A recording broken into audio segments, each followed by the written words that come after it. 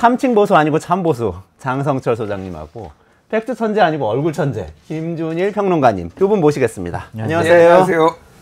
아니 제가 김준일 평론가님에 대한 댓글을 지난 일주일 동안 집중 분석을 해봤습니다. 새로운 흐름이 생겼어요. 새로운 흐름이 생겼나요? 그전에는 김준일 평론가님의 평론에 대한 코멘트가 많았어요. 근데 급격하게 얼굴에 대한 얘기를 하고 있습니다. 이거 어떻게 된 겁니까? 가스라이팅 당한 것 같아요, 우리 모두. 뭐 그게 가스라이팅인지 팩트인지는 모르겠으나 지속적으로 밀면은 된다는 거를 반증을 제가 뭐 보여드린 게 아닌가 그렇게 생각을 합니다. 그래서 감사드리고요. 항상 저의 외모를 칭찬해 주시는 모든 분들께 감사드린다 말씀. 제가 아마 일주일에 김준일 평론가를 가장 많이 만나는 사람일 거예요. 제가 팩트 체크해 드리겠습니다. 네. 실물이 훨씬 잘생겼어요. 잘생겼어. 얼굴 천재 맞습니다. 장성철 소장님 정말 베스트 프렌드. 그럼요. 제가 가장 의지하는 분입니다. 그 슈트도 아주 되게 멋스럽게 잘 입고 다녀가지고 멋스러워요. 직접 만나보시면 아마 더 놀라실 겁니다. 우리 사실 보수 진보 패널로 섭외했던 것 같은데 왜 이렇게 화기애애하시죠?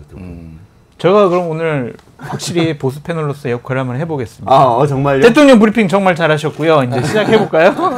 좋습니다. 좋아요. 언제까지 싸우기만 할 건가요? 네. 좋습니다. 이런 논쟁도 하지만 타협하는 모습 오늘도 정치가 경제에 대해서 보여드리기로 하고 첫 번째 주제 여쭤볼게요. 일단 여야 대표 회담 얘기를 안 할 수가 없네요. 간밤 뉴스가 굉장히 많이 나왔는데 일단 좀 성과가 있는 건지 여기에 대해서 두 분 좀 총평을 부탁드릴게요. 저는 성과가 안 날 거라고 계속 얘기를 주장을 해왔고 뭐 기억하시겠지만은 이 방송에서도 얘기를 했단 말이에요. 예상한 대로 딱 그 정도 수준으로 나왔다. 모두 발언 생중계는 불가능할 거고 결국은 모두 발언에서 예전에 했던 식으로 조금 날카롭게 작심 발언 하듯이 이렇게 나올 거고 양당 대표 모두 그렇게 했고 합의는 한동훈 대표가 독자적으로 할 수 있는 게 아니라 행정부를 움직여야 되는데 이미 윤한 갈등으로 뭔가를 본인이 독자적으로 할 수 있는 게 없는 상황이다 보니 매우 모호하게 추상적으로 나오고 합의를 못 본 게 대부분이었다. 뭐 이 정도로 보면 될 것 같습니다. 그래서 이걸로 뭔가 전국이 나아진다라든지 지금 난제가 해결된다라는지를 바라는 건 원한 일이다. 뭐 이 정도로 평가하겠습니다. 그래도 합의안이 나오긴 나온 거 아닌가요? 합의안이에요? 발표문 아니에요? 아니 8개 합의안이죠. 8개. 뭐 근데 그 내용이 적극 검토한다. 뭐 이런 내용이에요. 그러니까 적극 검토를 합의했다. 원래 우리가 관심 많았던 최해병 관련된 특검 그리고 금투세 뭐 이런 것들 들어가 있나요? 8가지 어떤가요? 그러니까 8가지 제가 간단히 여기 뭐 화면으로 나가는데 협의기구를 운영하기로 했다. 이거는 오늘 합의된 게 아무것도 없으니 나중에 다 얘기하기로 했다라는 거고 금투세 검토 협의 그리고 의료사태 대책 협의 반도체 AI 뭐 국가 기반 전력망 적극 논의 가계 소상공인 부채 부담 적극 강구. 그러니까 제가 뒤에를 읽는 이유가 그거예요. 합의된 게 아무것도 없어요. 보시면 알겠지만은. 적극 강구. 적극 뭐 논의, 적극 강구 뭐 이런 거잖아요. 하나 뭐 저출생, 뭐 육아휴직 확대를 위한 입법까지의 신속 추진 이게 그나마 추진이라는 얘기가 들어갔으니까 그나마 합의를 본 거고 뭐 거의 없습니다. 적극 협의, 적극 강구 이게 무슨 합의문이라고 볼 수가 있을까요? 네. 협의문이에요. 협의문 저건. 추진문, 협의문. 그러니까 협의가 단어가 3번, 뭐 추진하겠다가 2번, 적극이라는 단어가 한 3번. 검토하겠다. 이게 아무것도 안 된 거예요. 근데 제가 전체적으로 보면 예를 들면 이제 그 금투세 같은 경우에는 적극적으로 검토하는 것 자체가 윤석열 대통령하고도 입장 비슷한 상태에서 이제 검토하겠다는 뉘앙스를 보이는데 의료개혁 같으면 이재명 대표, 한동훈 대표가 공동전선을 칠 수도 있다는 뉘앙스를 풍겼다 이렇게 해석할 수는 없나요? 반대 입장일 거 아니에요, 윤 대통령하고는. 아니 그렇게 하더라도 뭔 의미가 있느냐라는 좀 생각이 들어요. 방금 전에 이제 나온 거를 보면 복지부 장관은 응급실 어려워도 진료 유지 가능하다. 중요한 건 의사 부족이다. 계속 이런 얘기를 했는데 지금 연합뉴스에 보면 의대 교수들은 정부 발표와는 달리 응급실 정상 진료 못해요. 전국 51개 대학병원 응급실 중 46곳서 영유아 내시경조차 안 돼요. 그런데 지금까지 정부의 인식과 언론과 현장의 인식은 다르다는 거잖아요. 그러니까 양당 대표가 뭐를 합의하고 추진하고 뭐 논의한다고 한들 대통령실 입장이 바뀌지는 않을 것 같아요. 그냥 무의미한 협의고 추진이다. 그런 검토해서 뭐예요? 그러니까 양당 대표는 최종 결정권자가 되어야 해요. 근데 협의하겠대요. 그 협의는 누가 해요? 추경호 원내대표가 할 거 아니에요. 그럼 추경호 원내대표는 의대 정원 문제와 관련해서는 대통령 입장을 강하게 지금 표명하고 있고, 최상병 특검과 관련해서는 이걸 하면 안 돼! 이렇게 얘기를 하고 있잖아요. 그럼 추경호 원내대표가 협의나 합의나 추진이나 적극 검토를 전혀 안 할 것 같아요. 그래서 무의미한 당대표 회담이었다. 그렇게 보여집니다. 근데 금요일에도 짚어주셨는데 의료 현장은 정말 난리잖아요, 지금. 난리죠. 네, 조회수도 많이 나왔더라고요. 제가 얘기한 거. 네, 맞아요. 난리나 딱 또 관심이 있겠어요? 진짜 많으세요. 어? 아니, 그 현장 가본 문제가 없다 이렇게 윤 대통령이 브리핑에서 말씀하셨잖아요. 그거에 대해서 김준일 평론가 저거는 대파 발언에 버금가는 발언이다. 꾸며진 현장이잖아요, 그거는. 그런 현장은 현장이 아니죠. 사단장님 오신 거지. 그러면은 예, 왁싱부터 일주일 전부터 왁싱하잖아요. 이렇게 대걸레질하고 이거 치우고 낙엽도 다 치우고 뭐 그런 거 같고. 그러니까 뭐 의료 현장 그냥 가지 마셨으면 좋겠어요. 가면은 인식만 삐뚤어져. 왜곡돼. 그냥 뉴스를 보십시오. 뉴스를. 예. 뉴스를 좌파 언론만 이게 심각하다고 얘기를 하는 게 아니에요. 지금 조선일보, 동아일보, 뭐 중앙일보를 보십시오. 그냥 그렇게 좌파 언론 싫어하시면은 난리 났어요. 지금. 거기도 이제 좌파 언론이에요. 아, 거기도 좌파요? 네, 의대 정원에 관련해서 비판을 하면 의료대란이 있다고 하면 그건 좌파 언론이에요. 대한민국의 우파는 뉴라이트밖에 안 나오는 거야 지금. 이제 우파 유튜버들만 있는 거고. 꾸며진 게 왜 안 좋냐면요. 제가 2010년도에 특이한 경험을 했는데 국방위 담당을 했어요. 상임위에서. 그래서 제가 국감을 앞두고 수방사 대통령 당시 청와대 뒤에서 대통령실을 보호하고 방어하는 수방사를 방문하겠다라고 했어요. 보좌관인 제가 딱 갔는데 앞에 연대장부터 쫙 도열해 있는 거예요. 그러면서 각 포대에다가 상황판 설명서를 놓고 이 포대는 어떻고 저 포대는 어떻고 막 다 이렇게 설명을 해주더라고요. 그래서 내가 그럼 장병들 급식하는 데 가보자. 부엌도 가보고 이제 취사장 가봤거든요. 냉장고 다 열어봤는데 정말 너무나 깨끗해. 모델하우스야 정말. 그런데 병사들이 한 명도 안 보이는 거예요. 제가 3시쯤 갔는데. 그래서 도대체 병사들 어디 갔냐 물어봤더니 강당에다 모아놓고 정신교육을 한대. 가둬놨구만. 가둬놨어. 내가 몰래 이렇게 봤다 그랬더니 다 졸고 있고 막 이러고 있더라고요. 그러니까 그렇게 꾸며진 거는 현장이 아니에요. 그래서 대통령께서 암행 감찰 한번 나가보시라. 아무한테도 알리지 말고 한번 나가보시라. 그러면 현장 상황 아실 수 있을 거예요. 불만 켜놓은 것은 응급실이 아니잖아요. 치료도 해야 되고 수술을 해야 되는데 그런 게 완전히 마비가 됐다고 하더라고요. 근데 이제 이거가 이렇게 빈손, 맹탕 이렇게 나온 결과에 대해서 그러면 누가 이제 책임이 있느냐. 뭐 저희가 뭐 잘잘못을 따지기보다는 그냥 제 느낌을 말씀드리면은 의견을 말씀드리면은 이렇게 된 데에는 윤석열 60, 그리고 한동훈 30, 이재명 10 정도 되는 것 같아요. 제가 보기에는.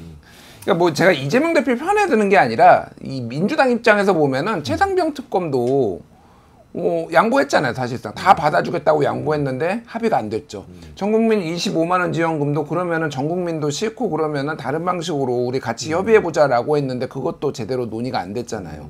의료 대란도 중요하다라고 얘기해서 내가 아예 의제에도 못 올린다라고 해가지고 이재명 대표가 모두 발언에서 얘기를 해서 결국은 합의문에 나오긴 했지만 매우 맹탕으로 흐리멍텅하게 나왔잖아요. 그러니까 사실은 민주당 입장에서는 최대한 양보한 거예요. 뭐 어떻게 더 양보를 합니까 여기에서.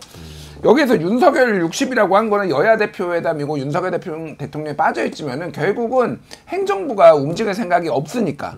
그러니까 이거는 뭐 하나마나 바지 대표 이제 한동훈 대표가 그렇게 된 거고 한동훈 대표는 결국은 윤한 갈등을 일으켜서 뭐 불가피한 측면이 있더라도 본인이 스스로 이제 아무런 권한이 없는 여당 당대표가 된 거잖아요. 그래서 그 결과가 이렇게 나온 거죠. 그러니까. 그래서 이거는 뭐 진짜로 잘잘못을 따지기보다는 큰 의미는 없지만은 다만 이번 것을 계기로 해서 뭔가 좀 다음에 진전된 뭐가 좀 나올 여지만 남겼다. 그 정도로 저는 평가를 합니다. 이번에 한동훈 대표는 잃은 게 많아 보여요. 저는. 그러니까 한계가 노출됐다라고 보여지는데 그러니까 정책적인 한계, 협상의 한계 측면이 있고 또 하나는 정무적, 정치적인 판단의 한계가 있어 보여요. 그러니까 예를 들면은 금투세라든지 지구당 부활 같은 경우에는 협의가 아니라 충분히 합의할 수 있는 그런 아이템인데 이것도 그냥 검토해 보겠다, 협의해 보겠다, 추진해 보겠다 이런 식으로 뭐 뭉뚱그린 것은 이것은 과연 정책적으로 어떠한 뭐 합의나 협의나 그런 판단이 제대로 돼 있을까? 정치력이 없다 그렇게 볼 수가 있고, 정무적인 감각이 보수 우파의 입장에서는 상당히 부족했던 것이 뭐냐면, 이재명 대표가 이제 계엄령 관련된 얘기를 했을 때 그때 딱 이제 책상을 치고 일어나든지, 잠깐 이재명 대표님 그거는 좀 이거 선을 넘는 것 같다, 이거 안 된다, 그렇게 했으면은 보수 우파나 대통령실에서 어느 정도 점수를 받았을 거예요. 그런데 대통령 뭐 계엄령 막 이렇게 하는데 옆에서 히 웃고 있었단 말이에요. 이거는 과연 순간적인 정치적인 판단이 제대로 돼 있는 사람이냐, 그런 비판을 받을 수 있을 것 같아요. 근데 뭐 그거는 각자의 모두 발언이 각자의 주장을 하는 거였고, 뭐 이를테면은 한동훈 대표도 이제 이재명 대표 옆에 놓고 뭐 검사 탄핵하는 거 이거 너 방탄용으로 하려는 거 아니야 이런 취지의 얘기하고 약간 직접적으로 공격했단 말이에요. 그렇다고 이재명 대표가 그게 무슨 얘기입니까 이렇게 하는 건 예의가 아니죠. 그러니까 오늘 아침에도 한동훈 대표가 이제 내귀에 귓속 도청장치 같은 얘기다, 황당한 얘기다, 옛날에 그거 있었잖아요, 내귀에 도청장치 뭐 뉴스에 난입해가지고, 네, MBC에 난입해가지고 귀에 도청장치 있어요. 그래서 이제 노래도 나오고 그랬는데, 하여간 제가 말하는 거는 한동훈 대표 입장에서 거기에서 어렵게 만났는데 또 막 치고 일어나는 거는 조금 쉽지는 않았을 거다, 그 생각이 듭니다. 어쨌든 그래서 향후에 저는 뭐 금투세 같은 경우에는 뭐 나중에 이게 대표가 만나지 않더라도 이제 협의기구를 만들었으니까 거기에서 뭐 해결이 될 가능성, 뭐 몇 가지는 그 틀 안에서 해결해야 될 가능성이 있는 것 같아요. 그러니까 저는 말씀드린 게 보수 지지층 그리고 이제 대통령실 이런 쪽에 보내는 메시지는 좀 했어야 되지 않나, 그런 생각이 드는 거예요. 거기서 만약 좀 지금 내귀에 도청장치 같은 얘기를 하시면 어떡합니까? 뭐 이렇게 바로 받아쳤으면 점수를 훨씬 많이 땄을 텐데, 어쨌든 보수 우파에 계신 분들은 뭐 적극적이냐 비적극적이냐 그러한 지지를 떠나서 이재명 당대표에 대해서는 저 사람은 정치 지도자가 되면 안 된다, 같은 자리에 있는 것조차도 불쾌하고 싫다, 이러한 입장이거든요. 그럼 거기서 이재명 대표에서 강하게 공박을 하는 모습을 보였으면 나머지 협의, 합의 이렇게 왜 맞냐냐 이런 평가보다는 그런 정치적인 감각과 센스에 대해서 보수파 쪽에서는 좀 인정해주지 않았을까, 그런 생각이 들어요. 그럼 그 반대로 얘기해서 이재명 대표가 계엄령 이야기를 꺼낸 것은 지지층한테는 굉장히 소구력을 가진 이야기였다고 할 수 있는 건가요? 그러니까 소구력이 있는지는 솔직히 잘 모르겠어요. 소구력이 있는지는 모르겠고, 실제 뭐 이제 여러 가지 저보다는 많은 정보를 가지고 있으니까 김민석 최고위원이나 김병주 최고위원이나 뭐 이재명 대표 얘기를 하겠죠. 근데 이제 약간 소구력이라기보다는 긴장감을 늦추면 안 된다, 약간 윤석열 정부에 대한 긴장감을 늦추면 안 된다라는 지지층에 보내는 어떤 메시지, 경고 이런 거에 좀 더 가까운 것 같아요. 막 뭐 야 계엄 진짜, 그럼 야 계엄 어디서 준비해라고 하면 지금 말을 못 하고 있잖아요. 그러니까 명확하게 증거를 제시하는 건 아니기 때문에 어떤 일이든 벌일 수 있고, 예전에 박근혜 정부 때 이제 그때 계엄 문건 나왔을 때도 여러 가지 내용들이 있으니 그런 거에 준해서 이제 좀 긴장감 늦추지 말자는 것 같아요. 그래서 저는 글쎄요, 계엄 얘기를 굳이 할 필요가 있었나, 그 생각이 들고, 그거 말고도 윤석열 정부 비판할 것 지금 천지빛깔이 세고 셌다, 뭐 이런 방송용은 아니지만 뭐 이런데 굳이 확실치도 않은 계엄 얘기를 왜 했나, 그 생각이 들긴 합니다. 그러니까 그거는 괴담과 선동일 수밖에 없어요. 그러니까 외계인이 쳐들어올 거야, 북한이 이제 쳐들어올 거야, 이런 얘기랑 좀 똑같지 않나라는 좀 생각이 듭니다. 그럴 수 있겠죠. 외계인이 존재해가지고 지구를 그냥 먹으러 올 수 있겠지, 북한이 쳐들어올 수 있겠지. 근데 그거는 실현되기 어려운 일들이잖아요. 상상이가 좀 어렵고. 근데 계엄도 예를 들면 북한이 쳐들어오거나 정말 막 소요 사태가 나가지고 나라가 막 혼란스거나 전시에 준하는 그런 사태가 벌어졌거나 비상 사태거나 그러면 계엄령 선포해야죠. 헌법에 나와 있는 거니까. 그런데 그거를 윤석열 탄핵하자라는 막 여러 가지 국민적인 분노와 실질적인 행동들이 나오게 되면 계엄령 선포할 거야, 나쁜 독재국가 윤석열 정권, 이러한 이미지를 주고 싶어 하는 건데, 좀 너무 많이 나간 것 같아요. 근데 그 전에도 잠깐 김준일 평론가님 말씀하신 적이 있는데 국방부 장관 인사 뭐 네. 6개월 만에 갈아치운다든지 경호처장을 보낸다든지 뭐 이런 걸 통해서 좀 그런 의심을 할 수 있는 정황을 제공한 건 아니에요? 대통령실 쪽에서? 저는 문제가 분명히 있다라고 말씀을 드렸어요. 그러니까 안보실장은 지금 4번째, 우리 한덕수 총리는 지금 아직도 교체가 안 되고 지금 끝까지 가실 것 같은데 임기 내내 임기 네 내내가. 번째 안보실장 4번째, 국방부 장관 3번째 이렇게 교체하는 게 맞느냐 뭐 이 얘기를 드렸고, 특히 이제 그게 김용현 충안고 1년 선배인 김용현 경호처장의 소원을 풀어주기 위해서, 국방부 장관 하고 싶다는 소원을 풀어주기 위해서 그렇게 한 거 아니냐 그렇게 얘기를 했었고, 그 외에 저번에 말씀드린 방첩사령관 777 대북 정보 이런 통신 암호 같은 거 수집하는 뭐 777 사령관 이런 데 사람들이 다 충암고 출신인데, 군에 충암고가 몇 명이나 있겠습니까 솔직히. 대한민국에 고등학교가 그렇게 많은데 솔직히 충암고가 뭐 대단한 학교라고 뭐 제가 무시하는 건 아니죠. 좋은 학교지. 무시하는 건 아니지만은 예를 들면 옛날에 무슨 경기고등학교 같은 학교도 아니고, 그러니까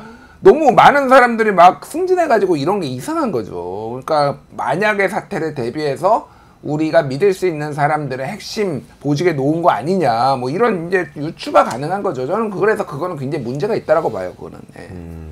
그런 인사들은 문제가 있다. 어쨌든 그 반대로 얘기해서 네.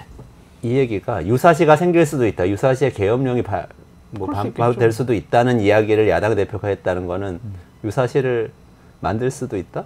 이렇게 해서 그러니까 탄핵 국면이 올 수도 있다. 이런 식으로 국정을 운영하면 국민들이 들고 일어설 거다. 이런 메시지를 그렇죠, 강하게 그렇죠, 주려고 했던 건 아닐까요? 아니, 뭐 계엄령 자체가 중요하다. 그렇게 보여지는데 막 가정을 더해야 이제 계엄령이 선포되는 건데 조금 너무 무리한 거 아니냐는 생각이 들어요. 금투세 얘기는 저는 두 분이 만나면 금투세는 합의가 될 줄 알았어요, 솔직히. 제가 안 금투세는 된다고. 입장이 거의 비슷한 거 아니에요, 지금? 제가 안 된다고 말씀드렸잖아요. 왜 안 돼요? 아니요, 그러니까 민주당의 입장이 정리가 안 됐는데 대표가 여기에서 합의를 한다라고 뭐 이를테면 개정한다. 그러니까 국민의힘은 폐지고요, 개정도 아니에요, 그냥 폐지고요. 이재명 대표는 개정 쪽이고요. 개정을 조금 더 많이 하자. 그리고 진성준 의원도 필요하면은 개정이지만 현행 유지 쪽에 좀 더 방점이 박혀 있는 이제 이거란 말이에요. 그러니까 이거는 당내 합의가 안 되는 상황이기 때문에 대표가 만약에 했을 때 다른 사람들이 반발할 수도 있는 거예요. 예. 그래서 뭐 이재명 일각체제다라고 얘기를 하지만 어쨌든 당내에 많은 의견들이, 다양한 의견들이 있고 지지층도 지금 갈려 있거든요. 민주당 여기 오늘 보시는 분들 중에 민주당 지지자분들도 의견이 다를걸요. 금투세. 저는 민주당 뭐 당원도 아니고 이제 뭐 중립을 지키기 위해 당적이 없지만은 저는 폐지하면 안 된다예요. 무조건 유지해야 된다라는 생각인데 폐지해야 된다라고 생각하시는 분도 있으니까 그거 조율하는 게 되게 시간이 걸릴 문제라는 거죠. 네. 저렇게 1,400만 개인 투자자의 희망과 바람을 짓밟는 김준일 대표의 저런 발언에 대해서 규탄하지 않을 수 없습니다. 보수 패널로 드디어. 네, 저는 개미 투자자의 입장을 대변합니다. 금투세는 폐지되어야 합니다. 금투세 폐지 아니 뭐는 맞아.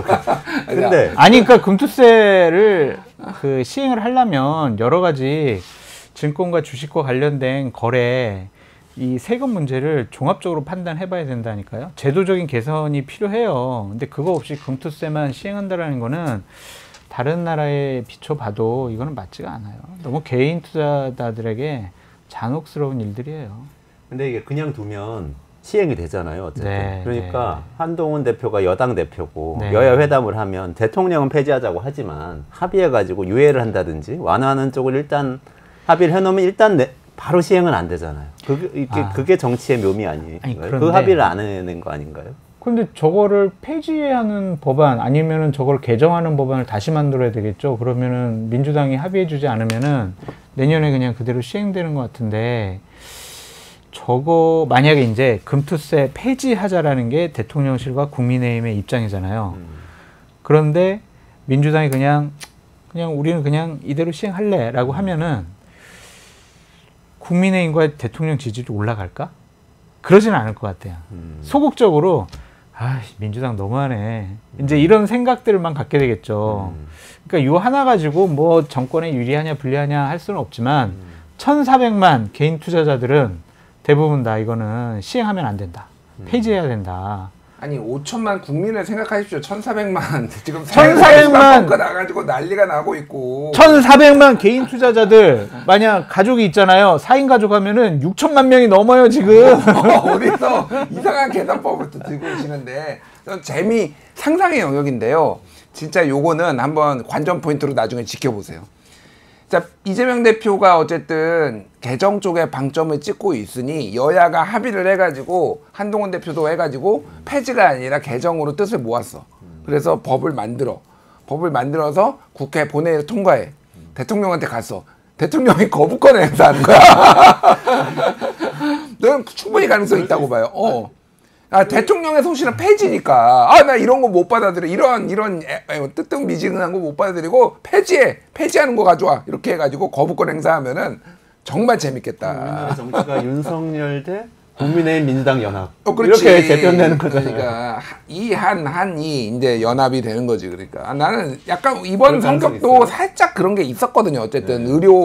의료 대란과 관련해서 이재명 한동훈이 손을 잡고 윤석열과 이제 좀 부딪히는 이런 모양새가 있어서 물론 말씀하셨다시피 이재명이라면 끔찍하게 싫어하는 보수 진영을 뒤에 둔 한동훈 대표가 전격적으로 그렇게 할 수는 없어요. 하지만 사안별로는 그게 가능해질 수도 있겠다. 지금 보니까 차별화를 하려고 하잖아요. 어쨌든 그런 게 생각이 듭니다. 그래서 약간 그 모양새 대통령이 개정한 거부권 행사 한번 어떻게 될지 한번 기대해 보시죠. 그 상상력에 대해서 어떻게 생각하십니까? 재밌어요. 그 계엄령 선포랑 똑같은 거예요. 뭐 개혁령 선수는 또 이거는 가정을 또 한 거잖아요. 현실 가능성이 있어 이거 내가 에이. 충분히 있다니까 진짜. 추경호 대표가 안 해. 그렇게 안 해요. 법안 처리 그렇게 안 할 것 같아. 추경호 대표는 지금 한동훈 대표와 조금이라도 호흡을 같이 한다? 발걸음을 맞춘다? 이런 이미지를 보이지 않기 위해서 부단히 노력하는 분이거든요. 그래서 저는 조금의 여지나 타협의 지점은 없다. 근데 예를 들어서 12월이 됐어요. 막 예산안 통과 안 되고 막 싸우고 있을 거 아니에요. 언제나 그런 것처럼. 그리고 금투세는 이제 한 2주일 지나면은 넘어가가지고 이제 시행되는 거야. 이런 상황이 됐어요. 그러면 그리고 국회에서 이렇게라도 해서 합시다. 이렇게 얘기할 수 있지 않을까요? 그때는 이재명 대표하고 한동훈 대표가 합의를 할 수 있지 않을까요? 근데 그런 상황이 금투세가 매년 초부터 시행이 되지만은 실제 세금을 걷는 거는 시차가 있잖아요. 분기별로 한 번씩 평가해가지고 한다는 거 아니에요. 그래서 사실 뭐 그게 그렇게 급박하지 않아요. 제가 보기에는 네, 아직 시간이 있습니다. 그리고 말씀하셨다시피 합의를 안 하고 민주당 자체적으로 개정할 수도 있어요. 그렇지. 네, 그러면은 대통령이 이걸 거부권을 행사하는지 안 하는지 보시면 돼요. 네. 단독이라고 이거 민주당이 단독으로 한 거네라고 해서 또 거부권 행사할 수도 있어요. 재밌는 포인트라니까. 그게. 완화하자고 했는데 폐지해야 되니까 완화도 못하고 결국은 시행이 돼버리는 상황이 되는. 그러니까. 그럼 어떻게? 윤 대통령은 능히 그러실 분입니다. 아니 대통령은 민주당이 일방적으로 통과시키는 법안은 다 거부권 행사한다고 했는데 금투세는 폐지하는 입장이잖아요. 그러니까 민주당이 폐지하는 법안을 냈어. 그럼 그것도 거부권 행사해? 그러니까 그런 얘기잖아요. 폐지가 아니라 완화를 단독으로 완화. 합의가 안 돼서. 뭐 완화든 폐지. 하여간 거부하면 시행되는 상황에서. 저는 대통령 거부권 행사할 거라고 봅니다. 그러실 분이에요. 저도 뭐 거기 한 표. 그래요? 도저히 뭐 상식적이지 않은 일들이 많이 벌어지니까. 그러면 조금 더 이게 민감한 문제 제가 여쭤볼게요. 이것도 저도 그렇지만 많은 일반 국민들은 많이 기대했던 것 같아요. 최상병 특검에 대해서. 네. 그래도 지금 이재명, 한동훈 두 대표의 입장은 거의 동일해진 거 아니냐라는 지금 인상이 있잖아요. 그러면 그래도 합의가 아니라도 앞으로 뭘 이렇게 어떻게 한다는 얘기 정도를 합의하지 않을까? 이런 기대는 있었던 것 같아요. 아니 그 민주당 안을 먼저 처리해야 되는 거 아닙니까? 이렇게 얘기하는 거고. 아니 지금 제가 당내에 많은 분들을 설득하고 있는 거 아니겠습니까? 시간을 좀 주셔야 되는 거 아닙니까? 이렇게 흐지부지 그냥 아무것도 결론 내리지 못했잖아요. 그러니까 서로에게 특히 한동훈 대표에게는 이 부분은 되게 민감한 부분 같아요. 그러니까 후회하고 있을지도 몰라요. 아이고 내가 전당대회 전에 괜히 내가 이렇게 강하게 얘기를 해가지고 내 발목 잡혔네. 그런 생각을 해서 저 당내 의원들 설득이 언제 끝날지는 모르겠어요. 근데 저걸로 계속 뭐 본인의 입장을 피해 가고 싶어 한다. 그렇게 볼 수밖에 없고 합의하더라도 추경호 원내대표가 이거 안 한다니까. 그래서 어제 나는 그러한 당대표의 회담은 아무 의미가 없는 회담이에요. 금투세, 최상병 특검, 뭐 현금 살포 25만 원, 의료 공백, 민생 공약.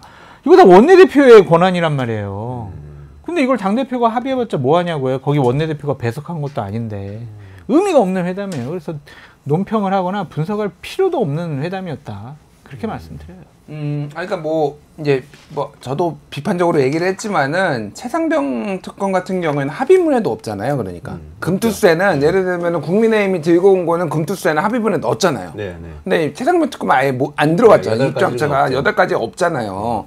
이거는 그냥 안 하겠다는 거예요. 뭐 복잡하게 생각할 필요가 없습니다. 그래서 결국 민주당은 추석 이후에, 그러니까 지금 민주당의 스탠스는 당분간은 이 최상병 특검이나 이쪽은 언급하지 않겠다라는 거예요. 지금 현재는. 그래서 추석 이후에 한 9월 말, 한 10월 뭐 이쯤 가가지고 다시 단독으로 뭔가를 추진을 하면서 균열도 내면서 뭐 다른 거 뭐 김건희 특검도 추진하면서 뭐 이런 식으로 뭐 가지 않을까 그런 생각이 듭니다. 한동훈 특검도 사실은 뭐 맘먹으면은 지금 법사위에 있는데 그냥 올려버릴 수 있어요. 여러 가지로 그냥 다양한 카드 조합을 놓고 이 특검 조합을 놓고 고민하는 시점이 9월 말이 될 거예요.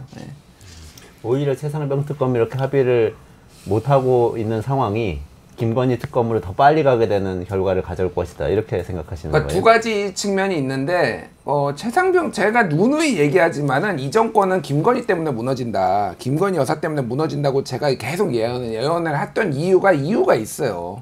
여러 가지 사람들의 일단은 이 윤석열 대통령은 선출된 권력이잖아요. 김건희 여사는 영부인이라는 법적으로 지위도 없는 영부인이라는 걸로 제외하고는 아무것도 없는데 지금 돌아가는 상황을 보면은 모든 게 다 김건희 여사와 관련돼서 논란들이 막 커지고 있잖아요. 뭐 사우나와 드레스룸을 설치를 했는데 정자를 또 이 허가도 안 받고 놨네. 뭐 그런 거 최근 것부터 해가지고 그거 뭐죠? 그거 얘기 좀 해주세요. 전 잘 모르겠어요. 저 관저에다가 사우나랑 국회 운영위원회에서 이제 천하람 원내대표가 의원이 뭐 질의하면서 나온 건데 불법 증축이에요. 불법 증축. 관저 불법 증축인데 그걸 확인해 보니 사우나랑 드레스룸을 불법 증축했다. 14평을. 뭐 그거가 있고 광주 비엔날레에 있었던 정자 김건희 여사가 봤던 건데 그거 뭐 이렇게 설치해 가지고 또 정자를 그대로 옮겨놨어요. 그래서 그거를 뭐 이제 등록도 안 해가지고 그것도 뭐 불법 논란이 있고 막 그런 식으로 온갖 거, 그러니까 윤석열 대통령은 소위 말해서 무대뽀로 밀어붙이는 정책에 문제가 있다라는 비판이면은 여기는 대부분 김건희 여사는 권한이 없거나 뭐 이렇게 무슨 불법을 넘나드는 그런 게 너무 많은 거예요. 그래서 제가 계속 말씀드리지만은 결국은 김건희 여사가 특히 이제 국정에 대해서도 많은 결정권을 가지고 있다라고 장성철 소장님이 맨날 주장을 하시니까 그런 것들이 종합적으로 밝혀질 가능성이 멀지 않았다 제가 보기에는. 그래서 결국은 김건희 여사 특검이 오히려 정권의 아킬레스건이 되고 윤석열 대통령에 대해서 지지하는 보수라도 김건희 여사에 대해서는 안 좋게 보는 사람 상당히 있어요. 상당히 있어요. 균열 지점이 될 거예요, 결국은 그게. 동의하십니까, 장 소장님? 네, 동감이에요. 아, 그래요. 국감 때 하여튼 많은 일들이 벌어질 것 같고 많은 폭로와 질의가 난무할 것 같다. 김건희 여사가 상당히 곤혹스러울 것 같다라는 좀 생각이 듭니다. 그러니까 이 여야가 합의안을 가지고 뭔가 추진하고 이런 것보다도 하반기 정국은 그것과는 별개로 김건희 정국이 될 거다 이렇게 주장하시는 거예요. 김진일 솔직히 평론가. 우리 생각을 해보세요. 그러니까 윤석열 정권 처음 들어서면서부터 김건희 여사가 항상 중심에 있었어요. 끝까지 중심에 설 수밖에 없고 김건희 여사 때문에 윤석열 정권이 상당히 좀 폄하받을 것 같다. 그런 생각도 많이 듭니다. 그러니까 이해하지 못하는 대통령의 결정과 인식에는 누구 있지? 그분 있는 거 아니야? 이렇게 생각해 볼 수밖에 없는 일들이 너무 많이 벌어지고 있잖아요. 그래서 김건희 여사 때문에 참 보수 우파 자체가 힘들어질 수 있겠구나. 그래서 국민의힘 의원님들 너무 김건희 여사 옹호하지 않으셨으면 좋겠어요. 네. 한동훈 대표는 만약에 얘기하신 대로 국감에서 김건희 여사와 관련된 얘기가 메인 타킬이 되고 막 논쟁이 벌어지면 한동훈 대표 어떤 입장을 취하게 될까요? 어디 뭐 지방이나 다니면서 이제 여의도에 안 나타나겠지.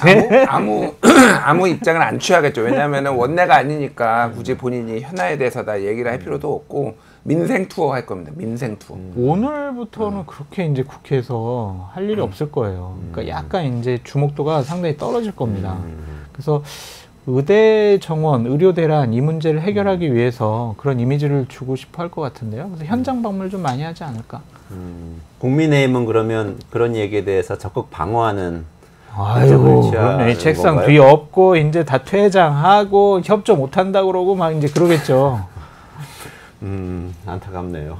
눈에 선하네요. 근데 선해요. 네, 말씀하신.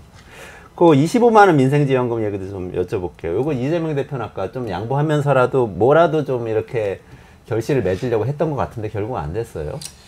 그러니까 저는 이거는 이 정부 여당이 좀 심각하게 고민을 해봐야 돼요. 그러니까 지금 자영업자 소상공인이 안 좋은 거는 그냥 팩트예요, 팩트. 여러 번 여기에서도 제가 얘기를 하고 많은 언론에서 얘기를 하고 있잖아요.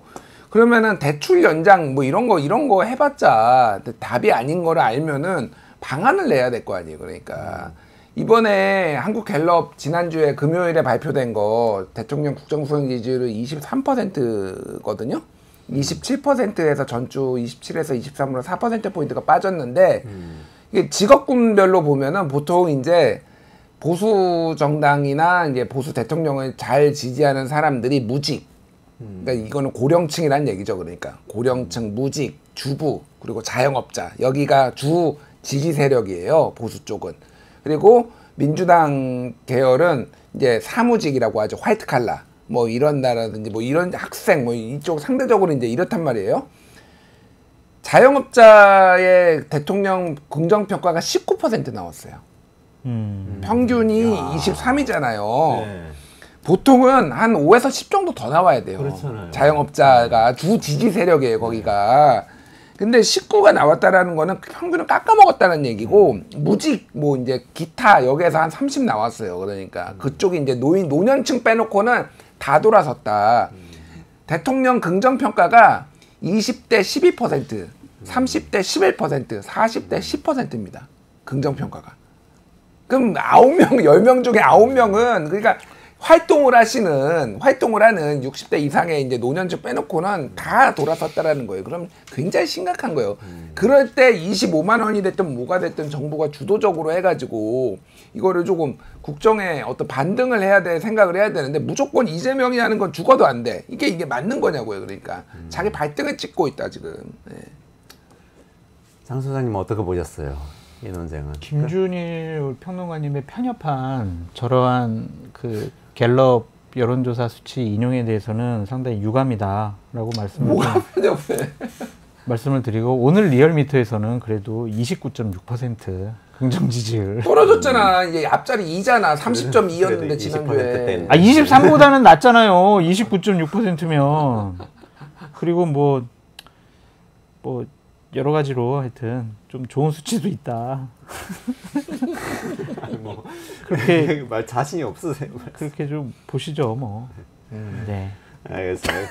25만 원은 지금 한동훈 대표는 현금 살파라고 강력하게 비판을 했어요. 그러니까 아예 대화를 못 하겠다 지금 이 얘기인데 뭐 선별 지원이고 뭐고. 그러니까 보수파 쪽 계열의 정당에서는 항상 그 보편 지원에 대해서는 반대하는 입장에서 근데 내세우고 선별 지원도 있고. 받겠다고 하니까 이재명 대표는. 그런데 그것도 지금 정부에서 내년 예산에 상당 부분 많이 태웠다 이미. 소상공인 지원과 뭐 여러 가지 이번에 뭐 그 지역 화폐 관련해서도 내년 예산에 5.5조 이거 더 우리가 예산에 반영했다. 충분히 이재명 대표가 하는 것보다 더 많이 우리가 반영을 하고 지원을 하고 있으니까 쓸데없는 소리 하지 마라. 지금 이런 입장인데 거짓말입니다. 거짓말입니까? 네. 반박해 보십시오.